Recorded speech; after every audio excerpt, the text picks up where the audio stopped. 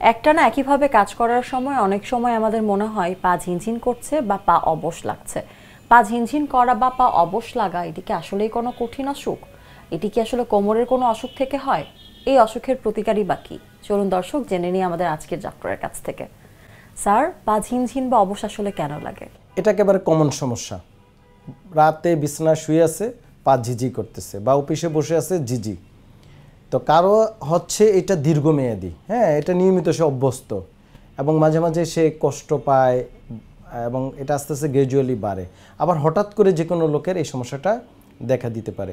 আমরা পা ঝিঝির যদি মূল কারণটা দেখি, এটা কিন্তু আপনি শুরুতেই বলছিলেন যে এটা কি কোমরের সমস্যা। আমরা ডাক্তাররা ফার্স্ট ওটাই চিন্তা করি যে কোমর থেকে কি কোনো প্রবলেম হচ্ছে, যেমন কোমরে আমরা পিএলআইডি পাই, বা কোমরে আর্থ্রাইটিস বা কোমরের সমস্যা। কারণ আমাদের ঝিঝি, অবশ লাগা, এই সকল পায়ের সমস্যাগুলো রিলেটেড টু নার্ভ। যদি নার্ভে কম্প্রেশন থাকে এটা হতে পারে। পা ঝিঝি ডায়াবেটিস রোগীদের একেবারে প্রায় কমন সমস্যা। আরেকটা হচ্ছে যারা বসে থাকে সারাক্ষণ, মানে মোর দেন অনেক সময় ধরে বসে বসে জব করে, তাদের মাসেলগুলো ইনএক্টিভ থাকে।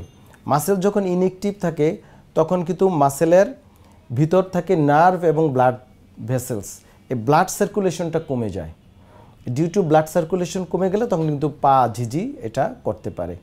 যাদের ওভারওয়েট, তাদের মাসেল অনেক সময় কাজ করতে পারে না, বা মাসেল তার যে পরিমাণ স্ট্রেংথের প্রয়োজন ওভারওয়েট বডি নেওয়ার জন্য, তখন কিন্তু ঝিঝি দেখা দিতে পারে।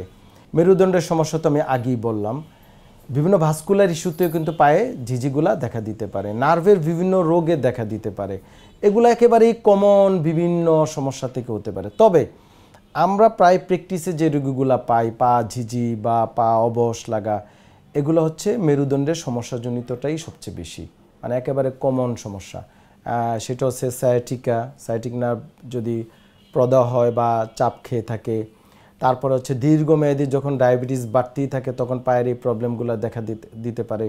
অনেক সময় মাসেল ইনএক্টিভিটি হয়ে থাকার কারণে পায়ের এই ঝিঝি দেখা দিতে পারে। অনেকে বিছানার শোয়ার সমস্যার কারণে তখন দেখা যায় যে স্পাইনে বিভিন্ন কার্ভেচারে প্রবলেম হয়, মানে আমাদের যে ন্যাচারাল কার্ভেচার আল্লাহ পাক আমাদেরকে দিয়েছে সেটা কিন্তু মেনটেন হয় না। কার্ভেচার দেখা যায় যে হয় স্কোলিসিস ডেভেলপ করে, বা কাইফোসিস বা কাইফোস্কুলিসিস, মানে এটা ডিফর্মিটি অফ স্পাইন। তখন কিন্তু নার্ভ কম্প্রেসড হয়, মাসেল শর্ট হয়ে আসে, তখন ঝিঝি বা অবশ ভাব এটা কমনলি আসতে পারে। স্যার, পায়ে ঝিঝির সমস্যাটা যদি দীর্ঘ সময় থেকে থাকে সেটি তো অবশ্যই দুশ্চিন্তার বিষয়, কিন্তু অনেক সময় আমরা দেখি ছোট বাচ্চা থেকে শুরু করে নানান বয়সের মানুষ অল্প সময় পা ঝিঝি থাকলেই তারা খুব দুশ্চিন্তা করে। আসলেই কি আমাদের অল্প সময়ের পা ঝিঝি ধরা বা অবশ লাগা দুশ্চিন্তার বিষয়? ধন্যবাদ আপনাকে। এখানে প্রথমত আমরা একটা কথা আমি আগেই বলেছি যে কারণগুলো, এই কারণগুলোর মধ্যে ভাস্কুলার এবং নিউরোলজিক্যাল দুইটা কারণ আসলে মূলত জড়িত। হুট করে কারো যদি অবশ লাগে, ঝিঝি লাগে, এটা দেখতে হবে সে কোন পজিশনে আছে।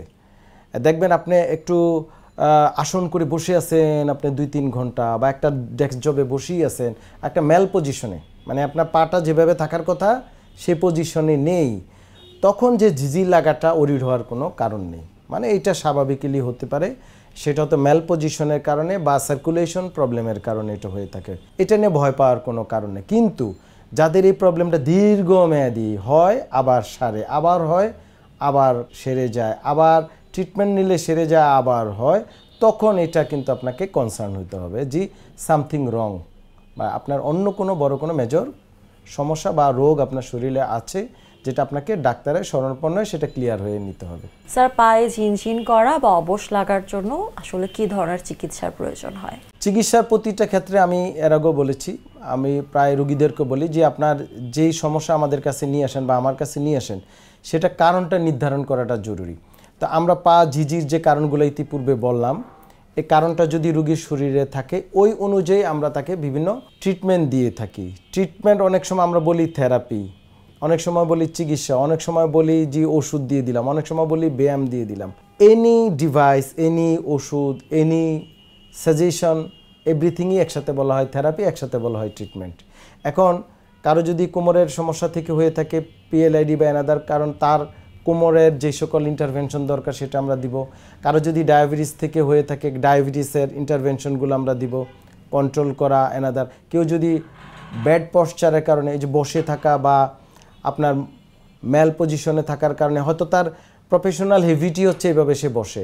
দেখবেন অনেকে আছে নিচে বসে বসে কাজ করে, যেমন আমাদের মা বোনরা আছে। তারপরে টাইলস মিস্ত্রি, সে কিন্তু নিচে বসে টাইলসের কাজ করতে হয়। খেতে কামারে যারা কাজ করে নিচে বসে বসে, তো তাকে আমরা এডুকেশন দেই যে আপনি টানা মাঝে মাঝে উঠবেন, বসবেন, হাঁটবেন, তারপরে অ্যারোবিক্স করবেন।